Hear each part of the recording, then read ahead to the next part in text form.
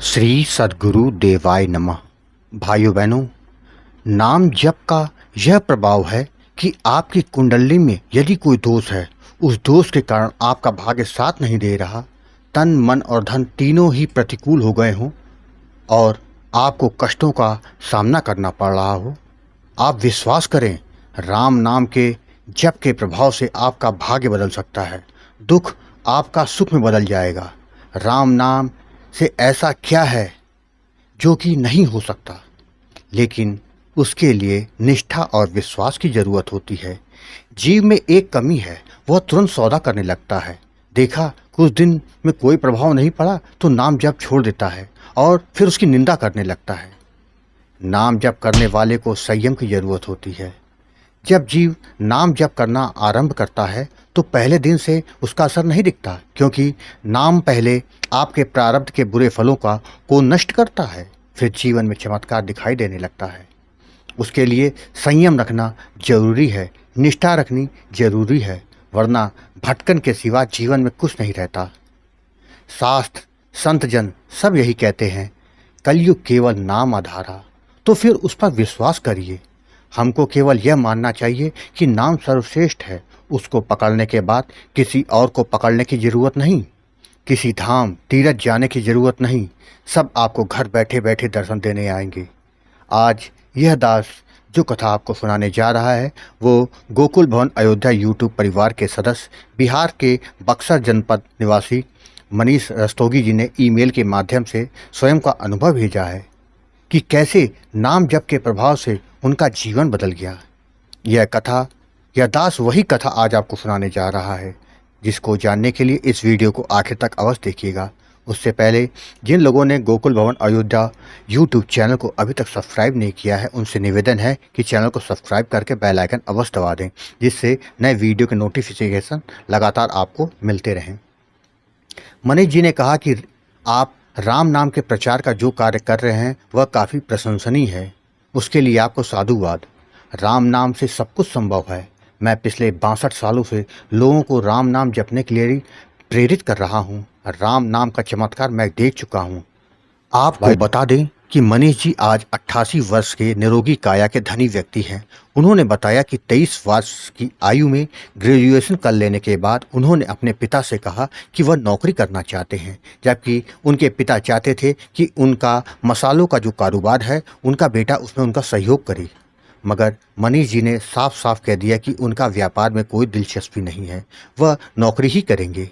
बेटे की हट के आगे पिता ने भी कहा, ठीक है, जैसी तुम्हारी इच्छा, और उनको नौकरी करने की इजाज़त दे दी। मनीष जी घर से दूर एक प्राइवेट कंपनी में अपनी नौकरी शुरू कर दी। नौकरी करते हुए उनको अभी 2 ही वर्ष बीता था कि उनका स्वास्थ्य अचानक गिरने लगा।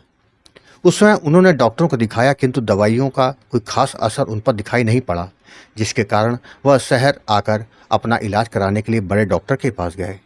डॉक्टर ने पूरा चेकअप करने के बाद बोला कि आपको टीवी है। टीवी का नाम सुनते ही मनीष जी के होश उड़ गए। डॉक्टर ने कुछ दवाएं दी, किंतु उनका भी कोई लाभ नहीं मिला। मनीष जी ने यह बात अपने घर वालों को नहीं बताई कि जानकर वह सभी दुखी हो जाएंगे। मनीष जी ने सोचा, अगर मरना ही है तो क्यों दूसरों को बताकर उनको दुखी करें। वह अंदर ही अंदर घुलने लगे। अपने एक सहयोगी के कहने पर उन्होंने अपनी कुंडली एक ज्योतिषी को दिखाई। ज्योतिषी ने कहा, आपका खराब भाग्य शुरू हो गया है। आपका लगातार हर प्रकार के कष्टों को सामना करना पड़ सकता है। इसी में आपका मार्केज भी लग गया है। मनीष जी काफ़ी दुखी हो गए। जब भाग्य ही साथ नहीं दे रहा तो अब मृत्यु निश्चित है। वह बहुत ज़्यादा डिप्रेशन में चले गए और सोचने लगे कि मेरे जाने के बाद मेरी पत्नी और 2 बेटों का क्या होगा। उस रात वह बहुत देर तक रोते रहे और कब उनकी आंख लग गई उनको पता ही नहीं चला। उनके पड़ोसी राम प्रसाद वाजपेयी जी ने जब सुबह उनका हालचाल पूछा तो उन्होंने सारी बात बता दी। मनीष जी को इतना मायूस देखकर उन्होंने कहा कि मेरे गुरुदेव 3 दिनों के बाद आने वाले हैं। वह राम नामी संत हैं, वह आपका बेड़ा पार जरूर कर देंगे। आप सब्र करें। उनके पास से आज तक कोई खाली हाथ नहीं गया। मनीष जी को अंधेरे में एक रोशनी की किरण दिखाई दे गई। 3 दिनों के बाद गुरु जी आए। गुरुदेव के मुख का तेज बता रहा था कि वह उच्च कोटि के नाम जापक संत हैं। मनीष जी ने उनके पैर पकड़ लिए और उनको अपनी सारी व्यथा बता दी। गुरुदेव बोले, संसार का ऐसा कौन सा कार्य है जो कि भगवान के पावन नाम से नहीं हो सकता? कलयुग तो केवल नाम का ही लोहा मानता है।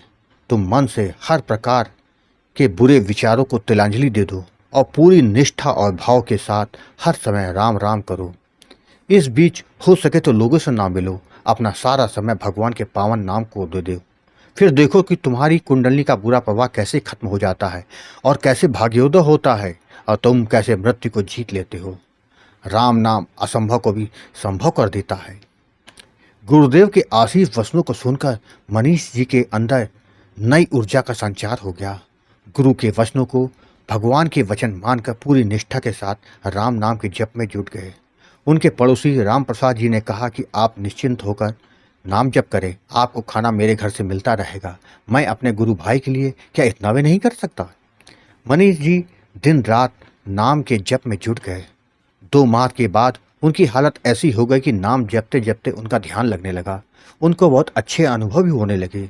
करीब 7 माह के बाद गुरुदेव पुनः आए तो उन्होंने मनीष जी से कहा कि अब आप डॉक्टर के पास जाकर दिखा दीजिए। गुरु की आज्ञा मानकर उसी डॉक्टर के पास पुनः गए तो डॉक्टर भी बड़ा ताज्जुब में पड़ गया कि आपको तो टीवी है ही नहीं, सारी रिपोर्ट देखने के बाद लगता है, ये कैसे चमत्कार हो गया?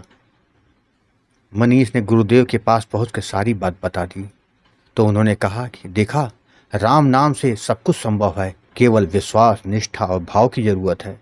मनीष जी का भाग्योदय हो गया था। उनकी डाक विभाग में नौकरी लग गई। उनका कहना है, उस दिन से राम नाम मेरे जीवन का आधार बन गया।